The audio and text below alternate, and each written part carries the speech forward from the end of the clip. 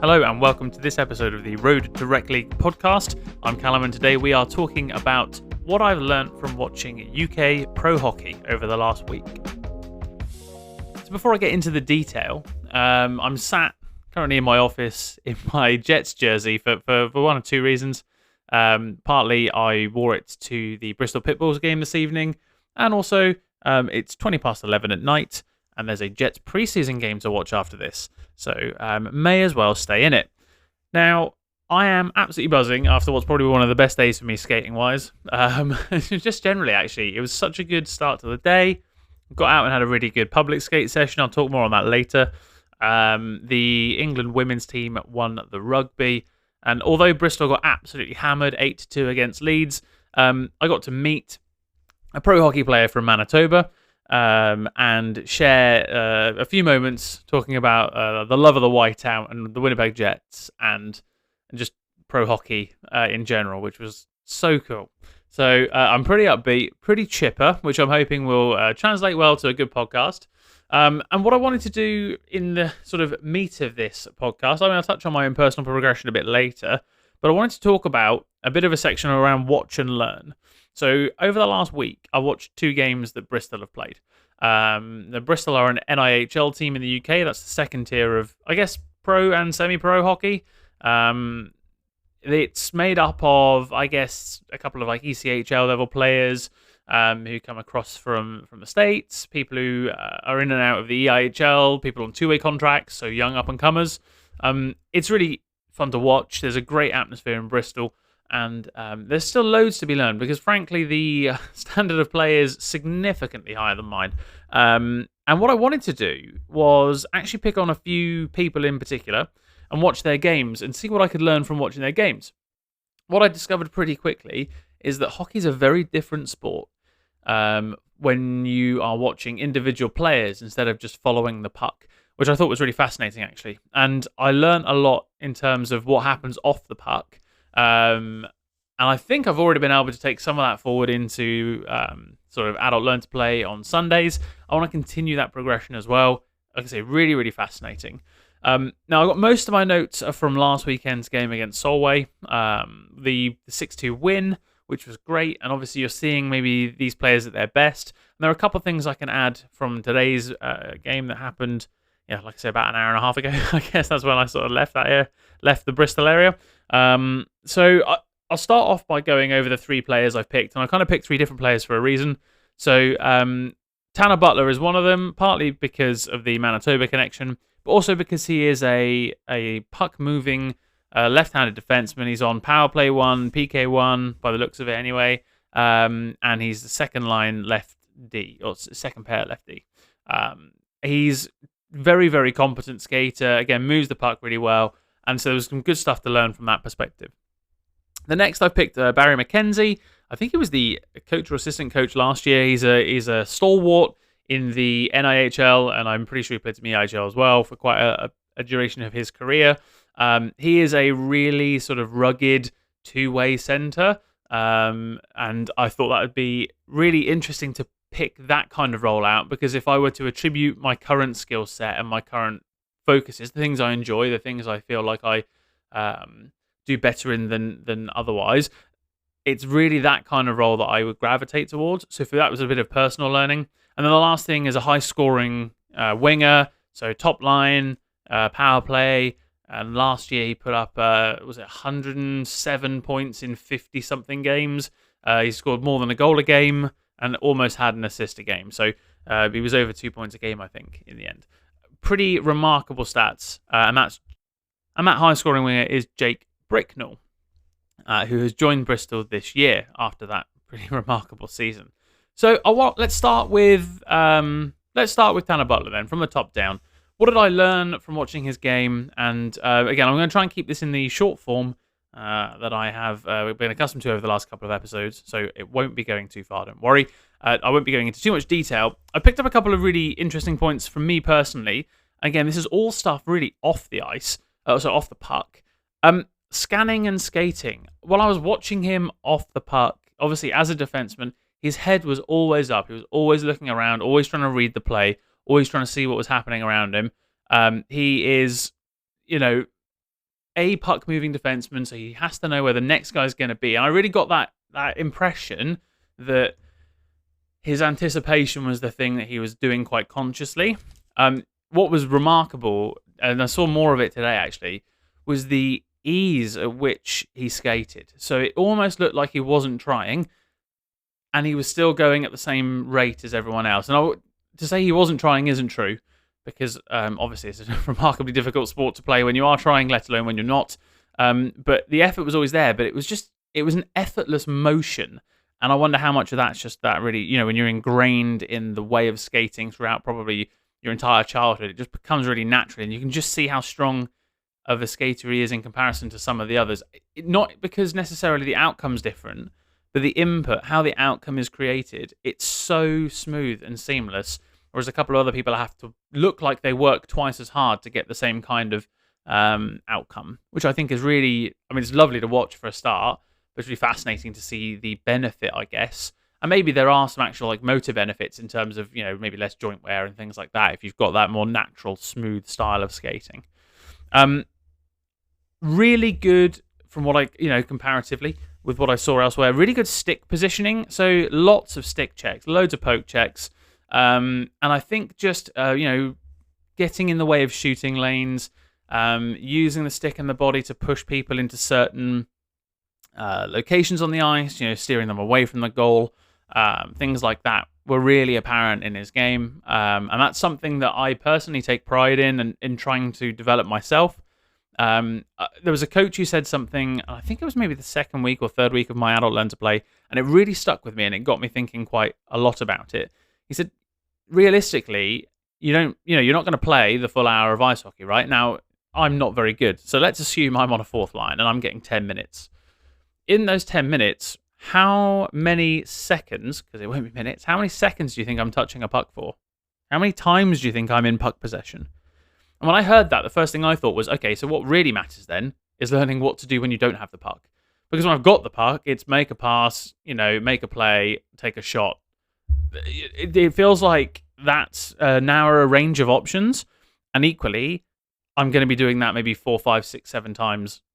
Probably no more than once or twice a shift. So, bearing that in mind, I'm trying to be really conscious in developing those skills. So I'm watching, Butler skate around, stick positioning strong, body positioning, effectively manipulating the opponent, putting them in a position where succeeding is going to be more difficult. That's something I try and actively do. My skating is not at a level where I can do that very effectively, but it's certainly something I take pride in, getting in shooting lanes, getting in passing lanes, making myself present. If it takes someone an extra stride or two to get around me to take the shot, then that might prevent the goal, is the kind of mindset I have. And the last thing I wanted to pick up was just how calm he was in possession. So, puck on the stick, there was no panic, no rush, find the right opportunity, again, head up, scanning, looking for the right chance, very rarely wasted possession, and looked to make efficient and effective plays. And I thought that was really interesting to watch. What I've seen from, again, preseason Jets, slightly off topic, the Elias Salmonson in preseason Jets, he's been exactly the same, I've seen anyway, that kind of really efficient puck distribution, calm, head up, spot the play, make the play kind of stuff. It was really, really good to watch. But I saw a bit of that last week particularly. This week was a bit of a tougher week. Obviously, losing 8-2, you're never going to play your best game as a collective team or as an individual, I imagine. But yeah, last week was really good to draw from that. So moving forward to the 200-foot player that is Barry McKenzie. Really interesting. So I thought I first of all, I guess a bit of framing in there. So he's on the older side for the pros in the team. And he definitely takes on that leadership role. I think he carried 1 or 2 youngsters on his line during both games. And I really get that sense of mentorship. Today they had the youngster in goal in the third period because Napier got shelled, basically. And, I think it was Harry Thomas. He made a couple of really good saves. And the first person over there was McKenzie, giving him a tap on his pads, saying, good job. Same for the younger players in the lines as well. So you can just see that kind of mentorship and leadership comes naturally. Or if it hasn't come naturally, it's something he's developed over time. But in terms of his on-ice product then, things I picked up that I thought were really interesting. Covering pinching defensemen. So so many times I found him in the spot of right or left D, because he was taking that very responsible approach of, right, the defenseman's pinched, I'm going to cover their position. I'm going to make sure that part of the ice has a body in it that's capable of, of back checking, picking up any scrambling pucks or anything like that. And I just thought it happened quickly. He was there, more often than not. And it was just something I really picked up on, was that about positioning, I suppose, that defensively responsible positioning, even when you're, on the attack in your opponent's third, which I thought was really interesting and really good to just get that kind of perspective over the sort of responsible center's positioning. He was even defensively responsible in breakout plays as well, so not taking too many risks, looking for the simple plays, looking to get, ultimately tape-to-tape passes where they needed to be, nothing flashy, and just keeping it really simple. And he would still hang back a little as well, let the younger wingers with the get up and go and the kind of the skill players, if you like, make their plays. And it really felt like he just knew how to make his line work, which was really interesting as well, because I guess a center kind of has to dictate the pace of play and the shape of their line, and it really felt like he was doing that effectively, using his wingers' skill sets to his advantage, or that line's advantage, by being a little bit further back on the offensive plays himself. There was a couple of occasions where he just missed the finish or didn't quite have that scorer's touch in comparison with some of the other guys. But you know what I loved? You could see the passion.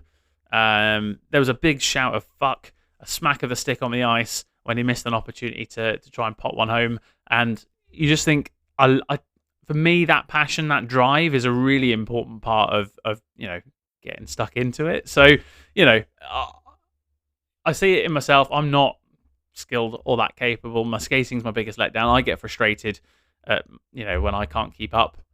But the drive is there. That competitive nature is there, and you can see it in him as well. And it's just really cool to see that in action.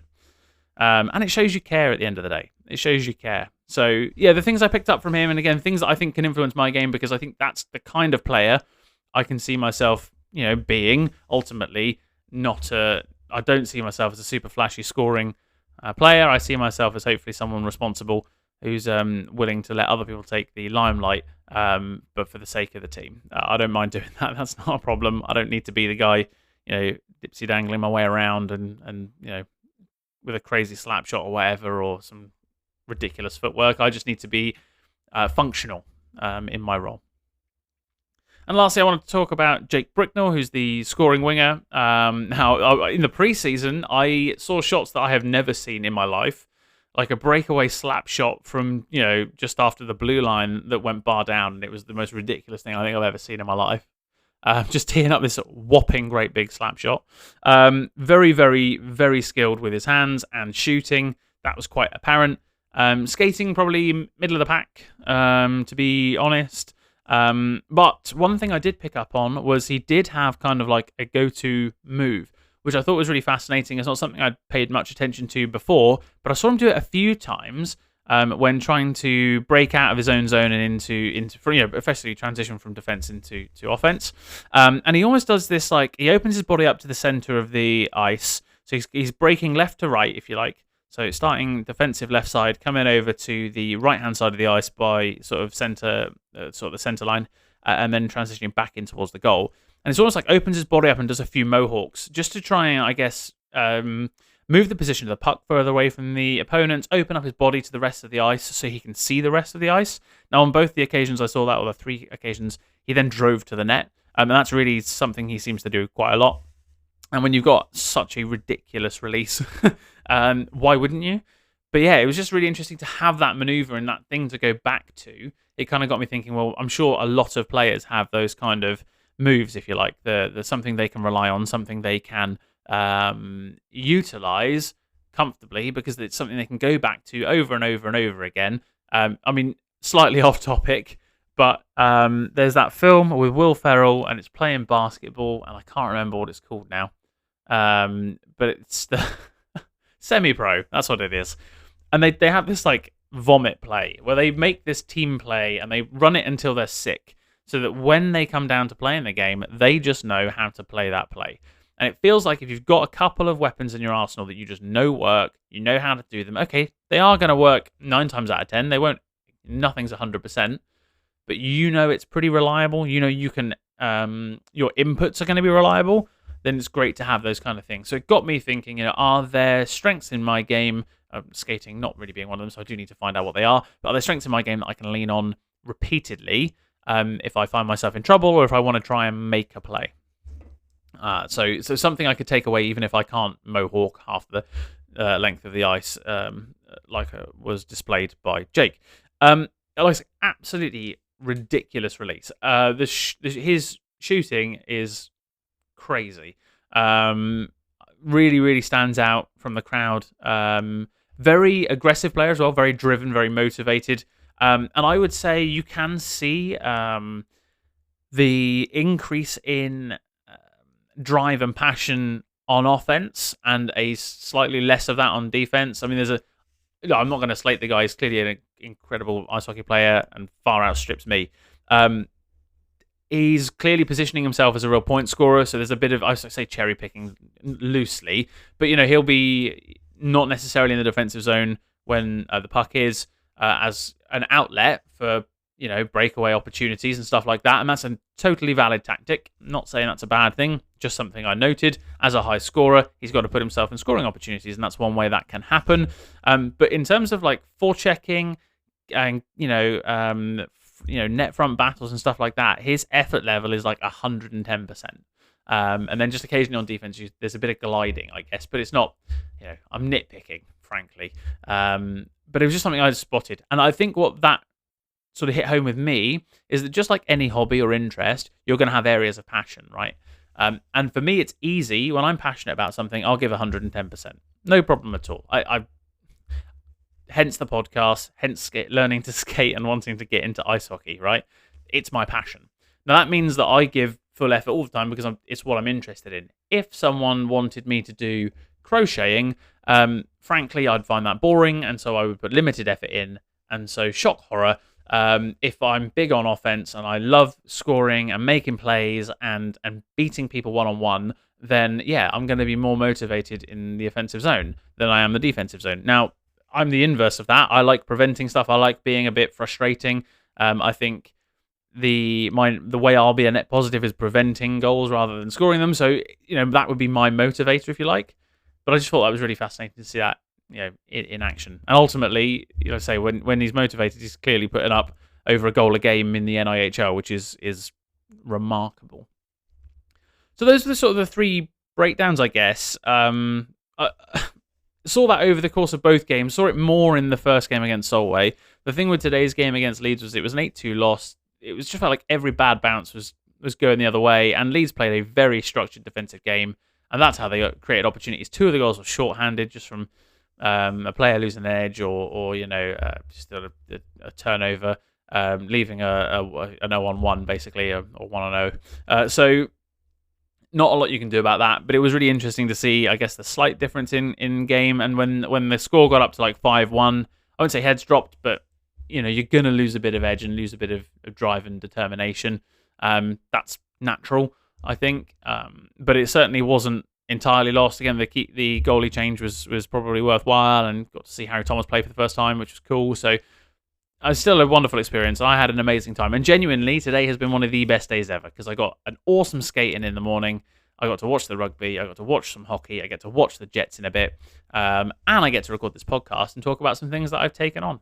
So I guess to summarize this section, what I've learned is that you can learn an awful lot from watching.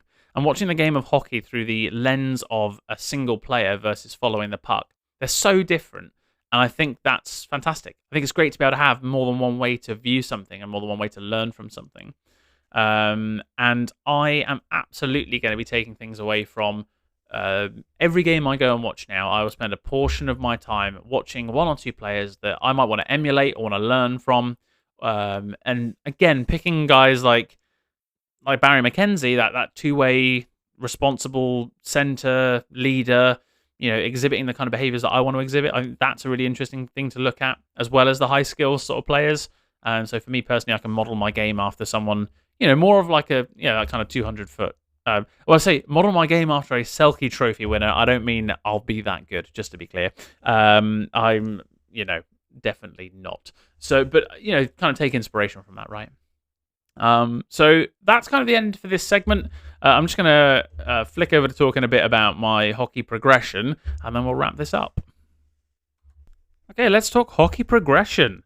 Been an interesting week for me, actually. It's been one with plenty of ice time. I think almost 4 hours in the end, actually. Yeah, really good. So, obviously last Sunday I had Learn to Play, which was fun as ever. Lots of skating. I had some pretty decent success with back skating, which was great. And the group that I do it with, hugely supportive. They're pretty kind to me, frankly. I think it's really apparent that I'm a beginner, but I'm a beginner who tries damn hard, and I think that goes a long way with people who recognize the learning curve to playing ice hockey, right? So yeah, loads of stick taps, loads of smiles and laughs were had, which is great. And I had a wonderful time. So real focus on skating, and then a half-hour scrimmage, which was really good actually, just to get sort of stuck into learning a bit more about how to play the game. For skating drills, we did like a relay race, some stopping, some transitioning from front to back, which is the first, or maybe the first time I've done that properly. I say done that properly. I didn't actually. However, on Monday night, I went for a public skate. And I had decided that because I wasn't able to do it properly at the Adult Learn to Play, I'd give it a go in public skating. And some chap came up to me and saw me struggling and basically gave me 2 bits of advice. And that totally transformed my ability to go from forward skating to backward skating. So he just said, you got to think about lifting one of your legs. And have you tried turning the other way? And both of those things combined, first time, managed to do it.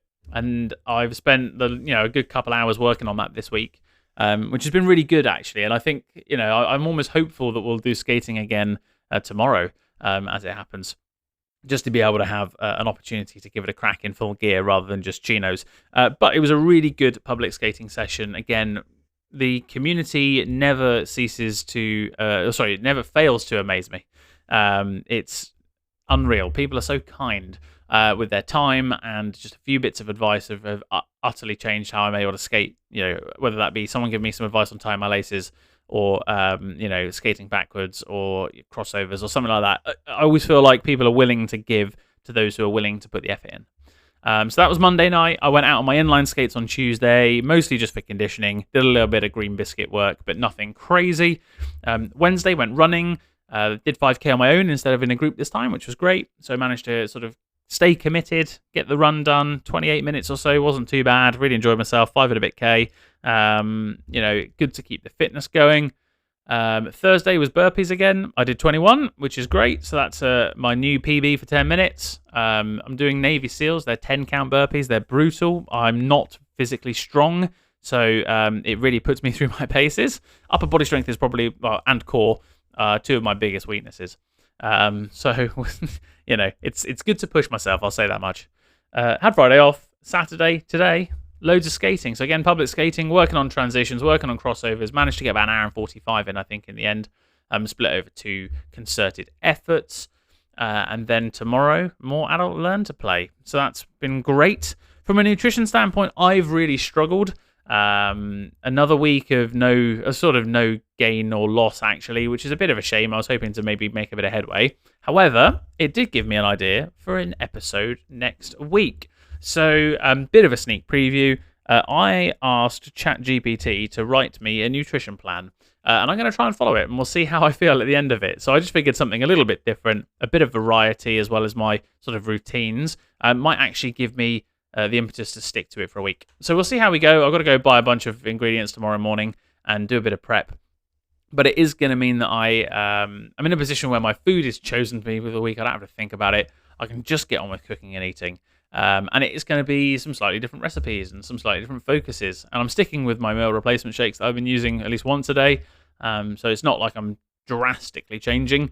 But, it'll be a new, fresh approach. And I'm really interested to see actually how I can stick to it and what that tool, using AI to help me train and help me get fit, what it can offer me and what it might be able to offer you. So again, something slightly different, a slightly different focus on my training. But yeah, other than that, it's keep doing what I'm doing, be committed to my physical fitness, get out on the ice as much as humanly possible, which is difficult, frankly. And I won't be getting, 3.5, 4 hours of ice time every single week. It's a shame. I'd love to get that, if not more. But I've got to work with the within the confines or the restrictions in which I have in place. So I will do my best. That is for sure. In terms of Jets wrap up as well, I guess nothing really to add outside of its preseason. Sal Monson's looked pretty good. I suspect he'll still go back to the Moose just to get him kind of even in better shape, I suppose, for the NHL. But realistically, I think he will be third pair. I mean, he looked really good with Sandberg, which is tantalising for the future. Shane Pionk's been tied up long term, potentially. I mean, maybe Sam Monson ends up playing with Morrissey, and it doesn't matter anyway. But he looked really, really good. Some disappointment from Lambert. It would have been nice to see him really take a step. Colby Barlow's definitely reasserted himself as someone who's got some value again. I think last year's camp and sort of start of the season was slow. This year seems to have really gotten moving. Trimmed up a little bit as well from what I gather. So I'm taking the same approach before I hopefully gain a little bit of muscle for those board battles I hope to win one day. But yeah, so I mean, general Jet stuff. I mean, I'm looking forward to watching the game later on. But nothing else on that front, probably until the regular season where we'll start doing some proper reviews. That's it for this episode. Thanks ever so much for joining me. It looks like we've managed to keep this one to the short form, less than half an hour again as well. Follow along. I've started getting this uploaded on YouTube now, so it'll be on Spotify and YouTube. For the meantime, at some point, I'll get the Apple podcasting sorted out. I just don't know when. Anyway, I digress. Thank you very much for listening. Until next time, enjoy the rest of your day, and bye for now.